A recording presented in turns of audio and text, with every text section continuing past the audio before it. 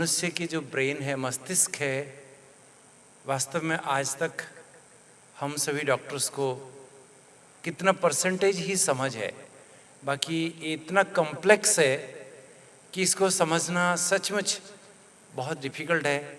मनुष्य जैसा एक वंडरफुल और कॉम्प्लेक्स मशीनरी हमारे जो शरीर है, ऐसा आज तक हम इसका डुप्लीकेट नहीं बना पाए हैं। भले बहुत सारी चीज़ें हम बना रहे हैं, लेकिन ये कुदरत है, प्रकृति की देन है। इतना वंडरफुल मशीन देखिए, 100 ईयर्स तक, मोर देन 100 ईयर्स तक ये मशीन एकदम चलता ही रहता है। इसमें कोई प्रॉब्लम नहीं, कुछ नहीं।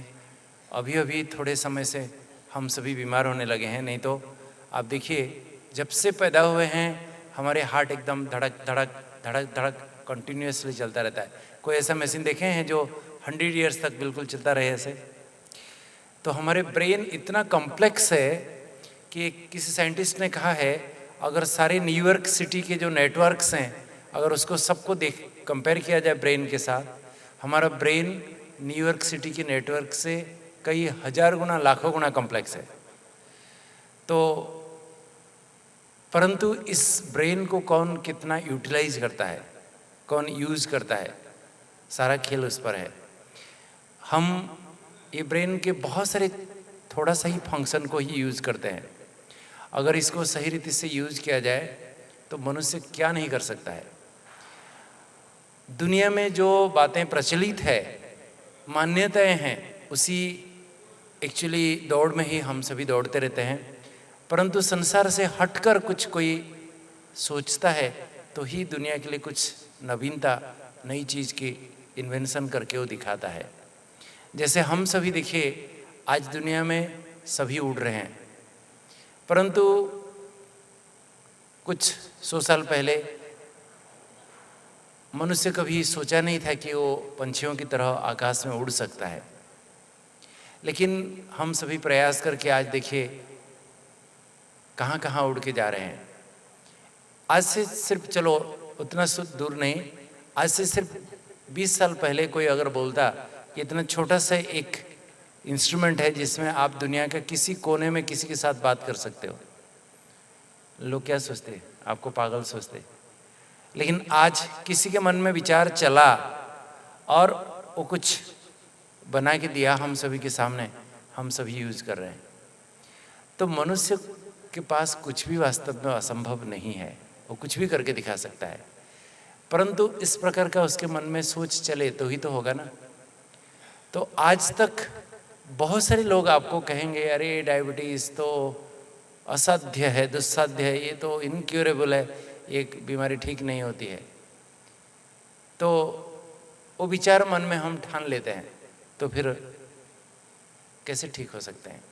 परंतु मेरा एक ड्रीम है, मेरा एक विज़न है।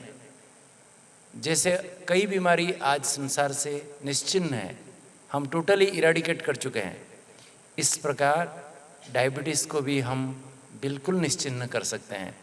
अगर हम सभी ठान लें, सब मिल जाएं, क्या नहीं हो सकता है दुनिया में। बहुत बहुत धन्यवाद, आपके दिल में उमंग है। दुनिया में एक महापुरुष अवतरित होके आता है तो सारे संसार में एक रिवॉल्यूशन पैदा कर देता है, एक संक्रांति पैदा कर देता है। हम सभी इतने अगर जाग जाएं, दुनिया में एक रिवॉल्यूशन क्या नहीं हो सकता है? अरे कमाल करके दिखा सकते हैं, कुछ भी करके दिखा सकते हैं। इतने इंटेलेक्चुअल्स अगर सभी के दिल में एक उमंग ठान लें, एक निर्णय करें कि ये करके दिखाना है, कुछ भी असंभव नहीं है। तो चलिए मैं आपको बताऊंगा कि मेरे मन में जो विचार है, मैं अकेला सब कुछ तो नहीं कर पाऊंगा। चलिए हम सभी मिलके जो मेरे मन में विचार है आपके सन्मुख रखूंगा कि ये बीमारी को कैसे बिल्कुल एकदम निश्चिह्न कर दें। देखिए ये कैसे हो सकता है, मैं आपको एक उदाहरण दूंगा। जैसे पोलियोमाइलाइटिस, आज पिछले 2 साल से पोलियोमाइलाइटिस का एक भी इंसिडेंस भारतवर्ष में नहीं है, नया कोई नहीं हो रहा है। अच्छा, जो पहले किसी को हो गया हो, मान लीजिए बचपन से पाँव टेढ़ा हो गया है, पतला हो गया है, डिफॉर्मिटीज़ हो गई है, वो तो परमानेंट पूरा ठीक नहीं हो जाएगा। एक नॉर्मल व्यक्ति ऐसा टांग नहीं हो सकता है। हम कितना भी प्लास्टिक सर्जरी कर दें, करेक्शन सर्जरी कर दें, उसको कुछ भी करें, ठीक है वो चलने लायक सक्षम हो जाएगा, लेकिन पूरा नॉर्मल तो नहीं हो सकता है। अगर जिनको भी पोलियोमाइलाइटिस बचपन में हो गया था, उन सभी की करेक्टिव सर्जरी किया जाए और जो आने वाली पीढ़ी को ये बीमारी ना हो, कैसे जैसे आज पोलियोमाइलाइटिस ड्रॉप्स हमारे लायंस क्लब्स की तरफ से, रोटरी क्लब की तरफ से, गवर्नमेंट की तरफ से, चारों तरफ से एनजीओज लगे हुए हैं। स्कूल में जाके, पंचायत समिति, अनेक प्रकार की धर्मशाला में जाके हमारे हेल्थ वर्कर्स, पब्लिक सब मिलके सभी को ड्रॉप पिलाए और आज देखिए वो बीमारी को ऑलमोस्ट हम ख़त्म कर दिए। जो नई पीढ़ी है और 50 साल के बाद पोलियोमाइलाइटिस क्या है लोगों को पता भी नहीं होगा, क्योंकि जिसको हो भी गया हो वो तब तक मर गया होगा, और जो नए आने वाले हैं उनको पोलियोमाइलाइटिस नहीं हो रही है। तो एक समय आएगा पोलियोमाइलाइटिस संसार में क्या है लोगों को पता नहीं होगा। इसी प्रकार जिस गलती के कारण जो भी प्रॉब्लम है, जिसके कारण भी हमको डायबिटीज हो गई, मान लो हो भी गई, चाहो हमारे जीवन से ये बीमारी नहीं भी जाए कोई बात नहीं, लेकिन इस बीमारी के साथ कैसे जीना है हम सीख गए, हमको कोई कॉम्प्लिकेशंस नहीं हुआ। और आने वाली जो पीढ़ी है उसको हम श्रेष्ठ जीवन शैली सिखाकर उनके जीवन को ऐसा चेंज कर दें ताकि उनको भी डायबिटीज ना हो। क्या ऐसा एक समय नहीं आएगा जो कि संसार से पोलियोमाइलाइटिस की तरह संसार में डायबिटीज निश्चिन्न हो जाए? होगा ना? नहीं। तो मेरा कहने का मतलब है कि इस कैंप में मैं कुछ बातें आपको शेयर करूंगा। मेरा विश्वास है आप अगर वो बातों को जीवन में धारण करेंगे, मैं प्रैक्टिकल रिजल्ट भी उसका देख रहा हूँ, अगर प्रैक्टिकल जीवन में, आचरण में आप उतारेंगे, इसी जीवन में अगर डायबिटीज हो भी आपको, मैं 100% गारंटी देके कह सकता हूँ आप सारा जीवन बिल्कुल विदाउट कॉम्प्लिकेशंस बहुत सुंदर जीवन जी सकते हैं। अगर है तो है, एक गोली खानी पड़ेगी, आप लाइफस्टाइल थोड़ा चेंज करके, परहेज करके बहुत सुंदर जीवन जी सकते हो। परंतु आप अपने परिवार में एक परिवर्तन लाना है आपको, आपके बच्चों को उनके जीवन में जो वर्तमान जो भीड़ है, जिस भाग दौड़ के रास्ते में जहाँ दौड़ रहे हैं सभी, जंक फूड खाना, फास्ट फूड खाना, कोल्ड ड्रिंक्स पीना, जिस प्रकार का जीवन जी रहे हैं लोग, उसी ट्रेंड में सभी चल रहे हैं। अगर सभी बच्चों को, जो आने वाली पीढ़ी है, जो यंगस्टर्स हैं, उनको हम बचा सकें और उनको श्रेष्ठ जीवन जीने की कला सिखा दें, मेरा विश्वास है आने वाले समय में ये बीमारी जिस 40-50 साल में 1% से लेके 33% तक पहुंच गया है, फिर 5-10 साल में 1% क्या, उससे भी कम हो सकता है। तो इसलिए चलिए आप सभी का पुनः स्वागत है। मैं आपको बताऊंगा holistic approach two diabetes management, अर्थात डायबिटीज का सर्वांगीण उपचार क्या है। सबसे पहले तो आपको समझना पड़ेगा कि होलिस्टिक अप्रोच क्या है, ये सर्वांगीण उपचार क्या चीज़ है। देखिए, आज तक दुनिया में जिस प्रकार हम हेल्थ केयर सिस्टम्स देख रहे हैं, फैसिलिटीज़ देख रहे हैं, most of the hospitals are curative hospitals, अर्थात जहाँ सिर्फ इलाज किया जाता है। कोई मरीज कुछ प्रॉब्लम लेके आता है, पेशेंट तकलीफ लेके आता है, तुरंत ही उसको कोई इंजेक्शन दे दिया, कोई थेरेपी दे दिया, कोई टैबलेट दे दिया, कुछ भी दे दिया, उसका सिम्टम रिलीफ हो गया, वो पेमेंट करता है, कहता है वाह डॉक्टर साहब क्या कमाल कर दिए, 1 सेकंड में मेरा सब गायब हो गया, सब अच्छा हो गया। उसको कहते हैं क्यूरेटिव अप्रोच। कोई तकलीफ लेके आए, उसको हम क्योर करें। आज 99.9% हॉस्पिटल्स आर क्यूरेटिव हॉस्पिटल्स, क्योंकि अच्छी कमाई होती है, लोग वाह वाह करते हैं। लेकिन हम सभी जानते हैं prevention is better than cure, लेकिन आज प्रिवेंटिव हॉस्पिटल बहुत रेयर देखेंगे आप, क्योंकि प्रिवेंशन के लिए टाइम लगता है, रिजल्ट तुरंत नहीं दिखता है, मेहनत करना पड़ता है, कोई करना नहीं चाहता है, एप्रिशिएट भी नहीं करता है, पैसा भी नहीं देता है। तो हमारे हेल्थ प्रोफेशनल्स भी इसमें ज़्यादा इंटरेस्टेड नहीं है, पब्लिक भी इंटरेस्टेड नहीं है।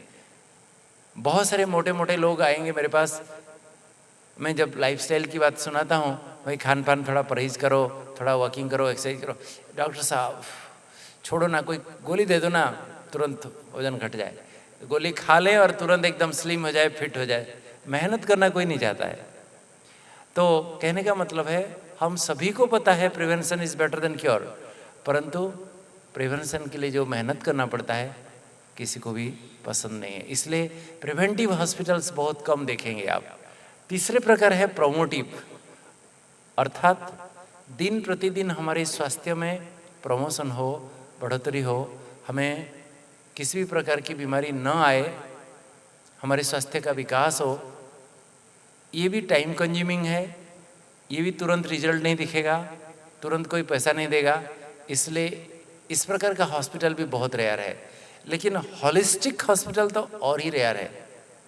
हॉलिस्टिक माना जिसमें ये तीनों बातों को मिला के कार्य किया जाता है, अर्थात जहाँ मरीज आता है तो उसको क्योर करने के लिए दवाई भी दी जाए, साथ साथ आगे दोबारा वो बीमारी ना हो उसको प्रिवेंशन की बातें सिखाई जाए, और साथ साथ उनके हेल्थ में प्रमोशन हो ताकि वो कई प्रकार की बीमारियों से वो बचे, वो भी विधि बताया जाए।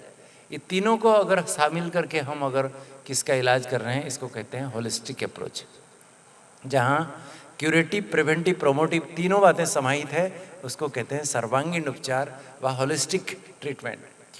तो वास्तव में हमारा लक्ष्य क्या है? हमारा लक्ष्य है हम निरोगी हो जाए, जो भी कोई तकलीफ लेके आए वो ठीक हो जाए, स्वस्थ हो जाए।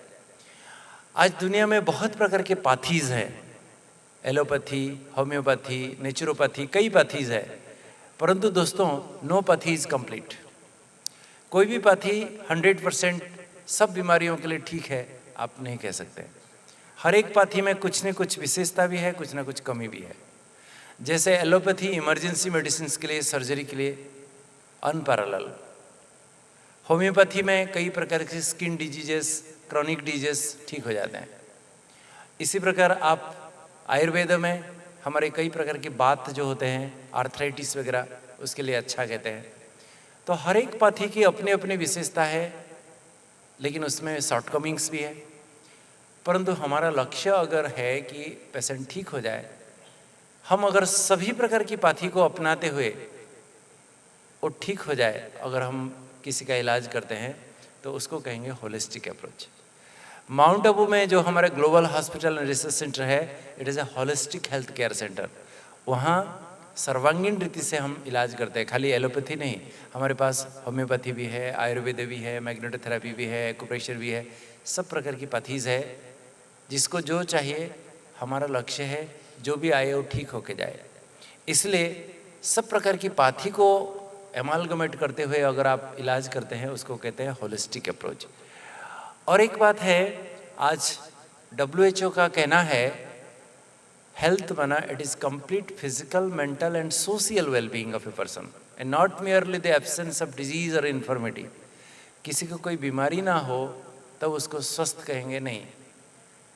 कोई व्यक्ति अगर शारीरिक रीति से, मानसिक रीति से, सामाजिक रीति से स्वस्थ है तो उसको संपूर्ण स्वास्थ्यवान कहेंगे।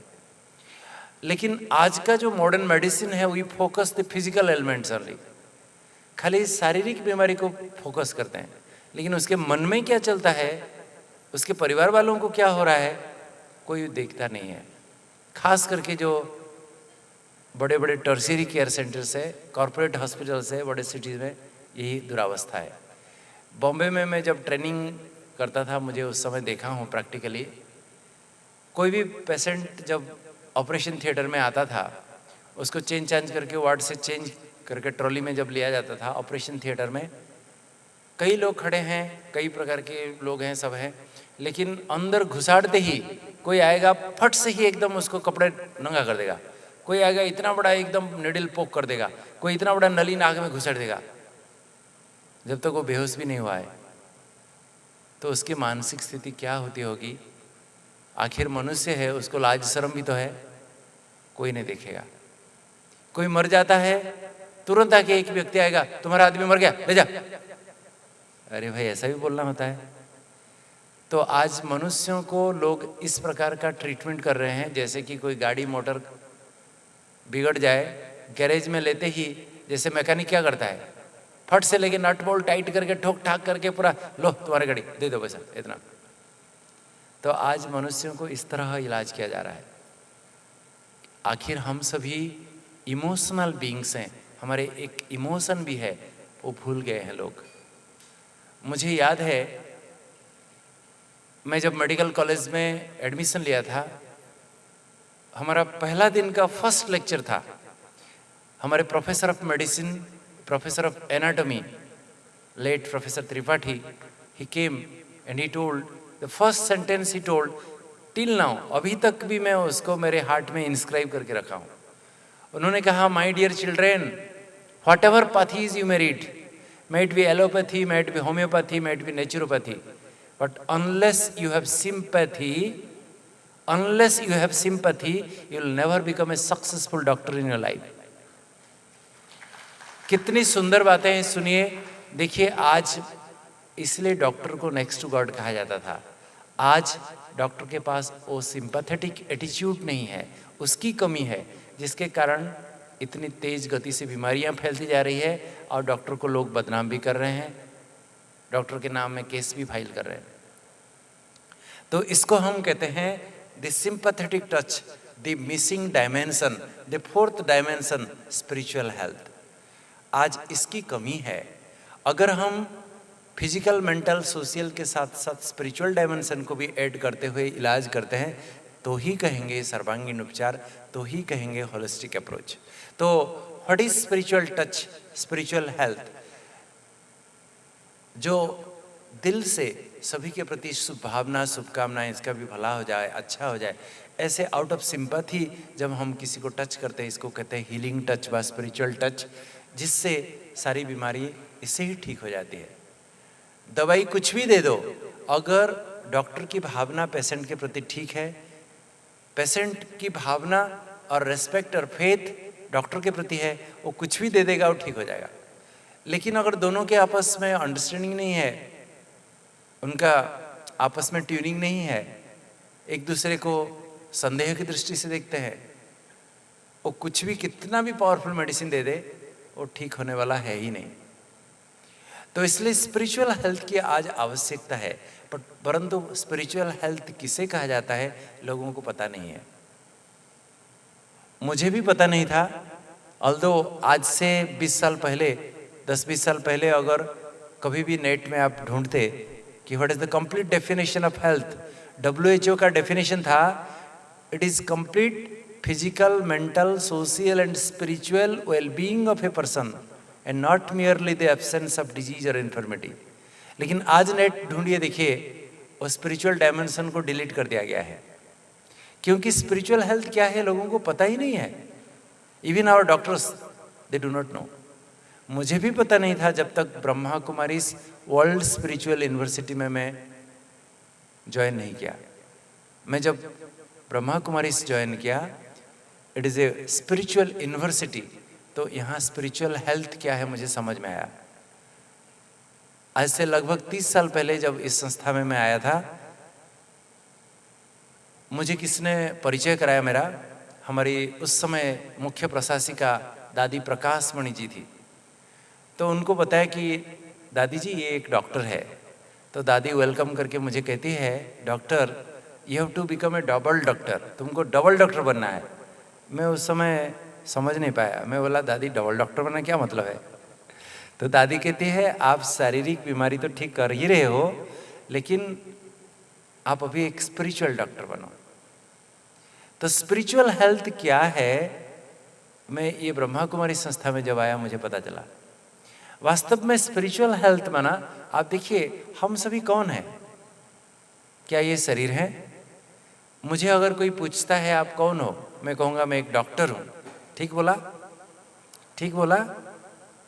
ठीक नहीं बोला, क्योंकि मैं क्या कर रहा हूँ बताया, मेरा धंधा क्या बताया, मेरा प्रोफेशन क्या बताया, मैं कौन हूँ थोड़ी बताया। What I am doing, I am telling. तो वास्तव में ये जो शरीर है, ये एक मीडियम टू एक्सप्रेस, परंतु हम एक आत्मा हैं। हमारे भ्रुकुटी के बीच में यहाँ एक रूह है, एक सोल है। हर धर्म में इसकी मान्यता है। सिख धर्म में कहते हैं, भ्रुकुटी के बीच चमकता है एक अजब सितारा, गरीबानु साहिबा लंगदा प्यारा। तो हम एक आत्मा है, एक डिवाइन पॉइंट ऑफ लाइट है, एक एनर्जी है, एक कॉन्शियस एनर्जी है जो कि ये शरीर के थ्रू मैनिफेस्ट करते हैं। जैसे आप देखिए ये बल्ब जल रहा है, लेकिन ये अभी अभी अगर ये बंद हो जाता है तो आप क्या कहते हैं? बिजली चली गई। आप बिजली को नहीं देख रहे थे, बिजली की शक्ति ये बल्ब के थ्रू जो मैनिफेस्ट हो रहा है वो आप देख रहे थे। तो इसी प्रकार हमारी आत्मा, हमारी रूह, हमारी स्पिरिट, हमारी सोल हर एक धर्म में अलग अलग नाम रखती हैं, है वही चीज़। इस शरीर के द्वारा जब मैनिफेस्ट होते हैं हम देखते हैं, तो वास्तव में ये शरीर के लिए तो कहते हैं मेरा शरीर। मैं शरीर कोई नहीं कहता, मेरा शरीर। जैसे मेरा मकान, मेरी गाड़ी, गाड़ी में नहीं हूँ, मकान में नहीं हूँ। इस प्रकार इस शरीर के अंदर रहने वाले हम एक एक स्पिरिट हैं। और जो व्यक्ति अपने आप को स्पिरिट समझता है, अपने स्पिरिचुअल फादर परमात्मा, जिसको गॉड कहते हैं, अल्लाह कहते हैं, खुदा कहते हैं, ईश्वर कहते हैं, प्रभु कहते हैं, भगवान कहते हैं, नाम कुछ भी दे दें, है तो एक। इसलिए हम कहते हैं सबका मालिक, सबका मालिक। तो उनको याद करते हुए, खुद को आत्मा समझते हुए, पिता परमात्मा को याद करते हुए, विश्व कल्याण की भावना रखते हुए कि संसार का कैसे भला हो, सबका कैसे अच्छा हो, हिंदू, मुस्लिम, सिख, ईसाई, हम सब आपस में भाई भाई की वृत्ति रखते हुए, भावना रखते हुए अगर हम चल रहे हैं तो हम स्पिरिचुअली हेल्दी हैं।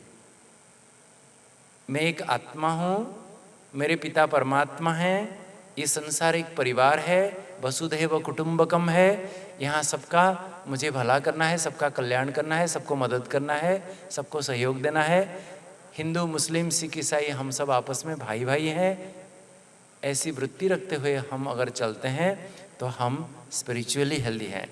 और स्पिरिचुअल वेलबींग, स्पिरिचुअली हेल्दी उसको कहा जाता है अगर किसी का मन पॉजिटिव है, पावरफुल है और उसके दिल बहुत विशाल है, लविंग है। A positive and powerful mind with a loving and generous heart is called spiritual wellbeing.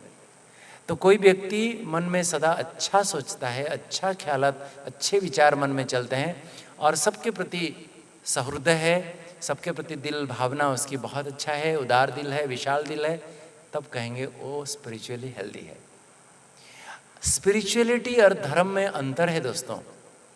आज जो धर्म है, it is limited to confined to a group of people, a limited philosophy, some rituals, जिसके कारण आज हम अनेक ग्रुप हो गए हैं, संसार में अनेक ग्रुपिज्म पैदा हो गया है और आपस में हम लड़ रहे हैं, झगड़ रहे हैं। मैं एक बात पूछूं, अगर किसी हॉस्पिटल में जाके 10 बच्चों का खून ले आऊं, 10 आदमी का खून ले आऊं और मैं पूछूं आपको, आप बता सकते हैं ये हिंदू का, ये मुसलमान का, ये क्रिश्चियन का और ये किसी सिख का, बता सकते हैं, आइडेंटिफाई कर सकते हैं? जन्मते ही, पैदा होते ही 10 बच्चे को मैं ले आऊँगा और कहूँगा पहचानो इसमें से कौन क्या है, आप बता सकते हैं? ये सब हमने ही, ये जाति, धर्म, भाषा, रंग, रूप, ये सब हमने ही पैदा किया है और हम आपस में लड़ रहे हैं, झगड़ रहे हैं। नहीं तो हम सभी के पिता एक हैं, हम सभी एक हैं। ये वसुधैव कुटुंबकम, ये विश्व एक परिवार है। तो धर्म में नैरोनेस है, लेकिन स्पिरिचुअलिटी जो सभी मनुष्य जाति के लिए, समग्र विश्व के लिए, जिसमें सबका कल्याण हो, सबका भला हो, प्रकृति का भी अच्छा हो, पशु पंछी जानवरों को भी अच्छा हो, जिसमें वो समाहित है, उसको स्पिरिचुअलिटी कहा जाता है। उसमें जाति, धर्म, भाषा, वर्ण, लिंग भेद, भाषा भेद कुछ सीमा नहीं है। सबके लिए, जो सबका भला के लिए, सबका के लिए कल्याण के लिए जो है, वही वास्तव में स्पिरिचुअलिटी है। तो मेरा कहने का मतलब है, जो व्यक्ति आध्यात्मिक रीति से स्पिरिचुअली हेल्दी हो जाता है, वो व्यक्ति मेंटली हेल्दी होगा, क्योंकि मन में सबके प्रति अच्छे पॉजिटिव भावना, अच्छे विचार चलेगा, मेंटली हेल्दी होगा। और डॉक्टर्स कहते हैं 90% से ज़्यादा बीमारियां साइकोसोमेटिक है, हमारे मन ठीक नहीं है, इसलिए तन पर उसका प्रभाव है। तो मेंटली जो हेल्दी हो जाएगा, जो स्पिरिचुअली हेल्दी होगा वो मेंटली हेल्दी होगा, जो मेंटली हेल्दी होगा फिजिकली भी हेल्दी होगा, और सबके प्रति जहाँ भी रहेगा सबको सहयोग देगा, सबके प्रति सद्भावना है, तो सोशियली भी हेल्दी हो जाएगा। तो इसलिए spiritual health is the foundation of complete health. कोई व्यक्ति अगर स्पिरिचुअली हेल्दी है तो वो मेंटली, फिजिकली, सोशली भी हेल्दी हो जाएगा, जिसकी आज आवश्यकता है। आज हम सभी स्पिरिचुअली अनहेल्दी हो गए हैं। हम खुद को नहीं जानते हैं, हम अपने आप को बॉडी समझ के रखे हैं। हमारे स्पिरिचुअल फादर कौन है वो नहीं पहचानते हैं। हम सभी जानते हैं गॉड इज वन, परंतु आज अगर यहाँ भी मैं पूछूंगा, आप देखना कितने उत्तर निकलेंगे। कौन किसको मानता है, कौन किसको मानता है, कौन किसको मानता है। और सबके प्रति शुभभावना, शुभकामना जो होना चाहिए वो भी हमारे पास नहीं है। हम देश देश, जाति जाति, भाषा भाषा, राष्ट्र राष्ट्र लड़ रहे हैं, झगड़ रहे हैं आपस में, तू मैं तेरा मेरा, इसी भावना में, संकीर्ण मनोभाव में सीमित है।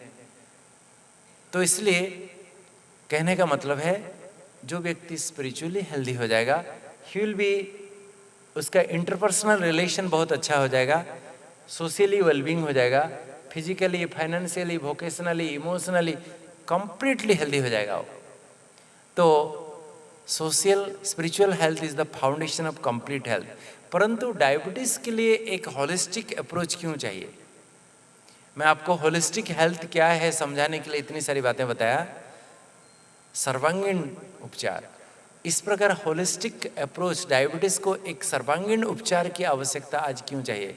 खाली एलोपैथी से नहीं हो सकता है, खाली आयुर्वेद से नहीं हो सकता है, खाली होम्योपैथी से नहीं हो सकता है, खाली शरीर को इलाज करने से नहीं हो सकता है। एक रीति से ये बीमारी को, जैसे आतंकवादी बताया था, डायबिटीज इज ए टेररिस्ट। आतंकवादी को एक लोकल पुलिस, एक कांस्टेबल नहीं कंट्रोल कर सकता है, इसको भी घेराव करने की आवश्यकता है। Once diabetic, life long. आप इसको भले बस में रख सकते हो, कंट्रोल में रख सकते हो, परछाई की तरह चारों तरफ रोशनी देने से ऐसा लगेगा जैसे मिट गया, लेकिन जैसे रोशनी हटा दो फिर आ जाएगा। इसी प्रकार ये भी है। तो it is a life long disorder, it is a life style related disorder, अर्थात हमारी जीवन शैली गलत है। जो खान पान, जो इस प्रकार सोना, जागना, उठना, बैठना, सब हम बिगाड़ चुके हैं। और it is a life threatening disorder. इस बीमारी को कोई अगर लापरवाही करता है तो अकाले मृत्यु का शिकार होता है। पैर कटेगा, आंखें अंधे होंगे। अभी अभी मैं भरूच से आया था, लास्ट वीक। भरूच में एक प्रिंसिपल है एक कॉलेज की, हार्डली 45 उम्र होगा, 50 होगा मैक्सिमम, लेकिन एकदम अंधी हो गई है। दोनों आँखों में मासिव ब्लीडिंग, रेटिना में पूरे अंधी। अभी उन नौकरी से भी उनको वॉलंटरी रिटायरमेंट दे दिया गया, क्योंकि अभी पूरी अंधी है कंप्लीटली। क्या करेगी एडमिनिस्ट्रेशन, क्या करेगी?